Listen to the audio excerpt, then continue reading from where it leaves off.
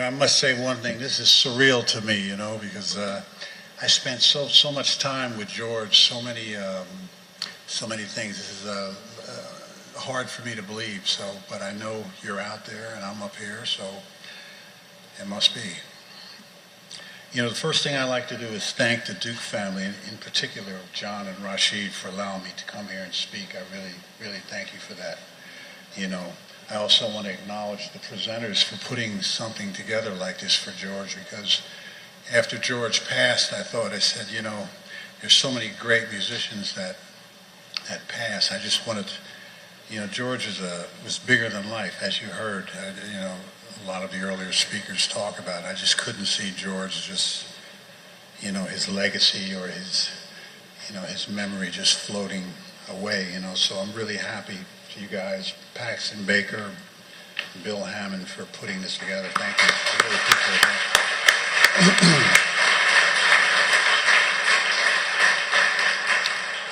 I also want to extend something to you guys, that if Rashid and John, if you ever need any help in maintaining or securing the legacy of George Duke, you just have to call me, because that's very important to me. I spent a lot of time with this guy, and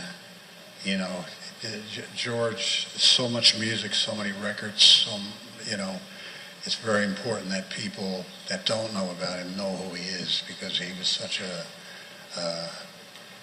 serious creator. When I came here earlier today, the first thing, I was struck with was, how many of you guys out there remind me of George. I was like looking at faces when I saw Sheila E. I remembered all these memories with George, Big B, Byron Miller, just all you guys will always remind me of George, and he was something. I want to tell you a little bit about my history with George. I met George, I think it was 1971, maybe 72. I was in a jazz festival in Europe. It was in Pori, Finland, and it was a really interesting thing that happened. I remember we were staying in one of these little hotels. They weren't built for Africans. They were just like, it was little, and so, and it was funny, I opened my door, and it's almost as if this was orchestrated.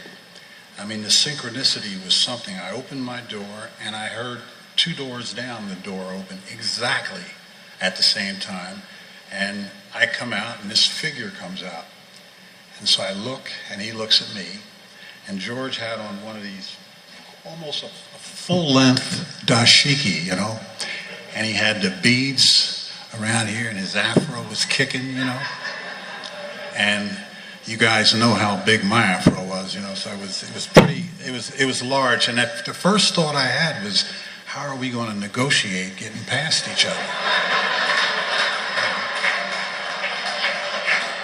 True story.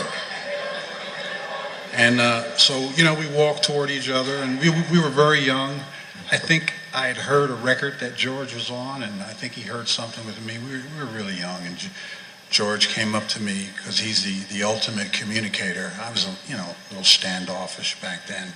George said, "You're Stanley Clarke." And I said, "And you're George Duke, right?" And George was over there playing with Cannonball Adderley. I was playing, me and Chick Corea had a band over there. And, from that point on, it's like our relationship, there was a brotherhood between us that was sealed. I remember that night we jammed for a long time with Cannonball Adderley and Yusef Lateef and many of the other jazz guys. We were real young, and it was a great time. I was thinking, about coming up here and talking, and I realized that it's really difficult to sum up George's life in a couple sentences within, a few minutes. But I will tell you one thing, George was bigger than life. one of the things that I liked when I was around George is, he had these, the only word I could find is virtues. He had these, George's whole life was about like being focused, being committed, being dedicated, love, and all that mixed with extreme ability. You put all that together, and that was George Duke. The bulk of George's work, I could, we could fill up novels with all the stuff that George has done. But I must tell you that actually, with all the achievement that George had in his life, I must tell you one thing, and I have to echo what many of the other speakers said earlier, is George's greatest gift was that he had the gift to make you feel better. All you guys that have been in the studios with him and have been in his presence, I mean, you could come around George with whatever problems you had during the day, whatever was there, and for some reason, when you got around George, because of his smile, because he had the greatest sense of humor, you would go away feeling better. That's a rare talent, I tell you, because I can tell you for sure that there have been many people that have come around me that haven't always left happy.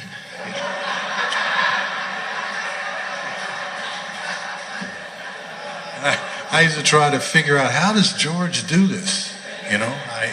When you went to his house, if you were lucky enough to be in his studio, he had this big desk, and he had another desk on the other side, huge desk. And George would sit back there, and when I used to look at him, I used to call him this. He used to get mad when I used to say this. Say, George, you look like a Buddha back there, man. And he'd say, don't call me Buddha, just call me Big Daddy. So, I want to end this by just saying that George is fine right now. He's in good hands, and I'm sure he's reaching for his next adventure, and he's fine. And I love him, and I miss him, and I will be eternally grateful for this band for shining his light on all of us.